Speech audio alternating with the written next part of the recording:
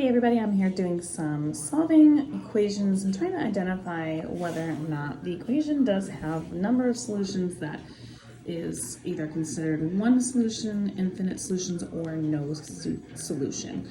So we're going to take a look at this. The left-hand side, we do not have anything we can do because there's just two terms there. We have a bunch of stuff going on over here. So we are going to multiply this 3 times the x, the 3 times the negative 2. And then we're going to also distribute the next set of parentheses there in a second. So 3 times x is 3x, 3 times the negative 2 is negative 6. And then we're also going to do the same thing right here with this parentheses. 4 times x is a positive 4x, or plus 4x. And then 4 times the negative 1 is negative 4.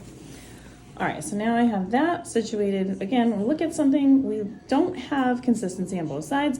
So we have 2 things on one side and we have 4 things on the other side. So we want to condense what we can. So we are going to take a look at the 3x and the 4x. I'm going to combine those together, and that gives me 7x. Now I should notice right here that there's 7x's on both sides. So that's going to be important to notice in a minute.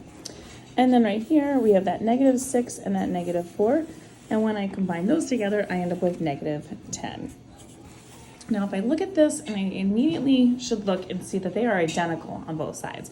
So even though they didn't look identical to begin with, they are now simplified as much as they can be on both sides, and they are exactly the same. So when you have something like that, when they're exactly the same, we have what's called an identity. So if I'm looking at the classifications right here, we have an identity. So that is an identical situation. And we don't have a solution here because anything I put in is going to be a solution. So infinite solutions is what we would have for this type of a problem, which means anything I put in for x on both sides is going to keep that equaled out, and that would be my answer. If you'd like more questions like this, you can find them on my YouTube channel. You want Algebra, check them out under the number of solutions section.